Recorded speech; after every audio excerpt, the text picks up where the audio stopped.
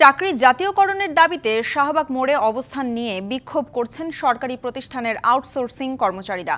সকাল থেকে বিভিন্ন সরকারি প্রতিষ্ঠানের আউটসোর্সিং ও দৈনিক মজুরির ভিত্তিতে কর্মরতরা শাহবাগে বিক্ষোভ করছেন। এ সময় কর্মরত সবার চাকরি স্থায়ী করার দাবি জানান।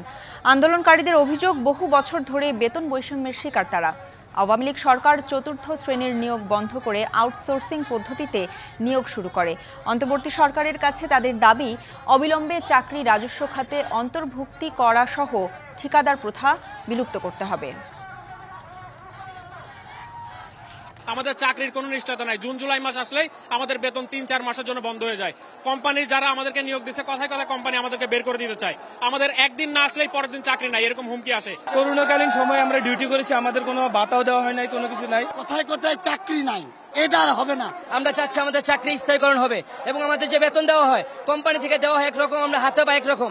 আমরা এটা চাচ্ছি না, আমরা চাই কোম্পানি থেকে যেটা দেয় আমাদের জন্য সেটাই চাই।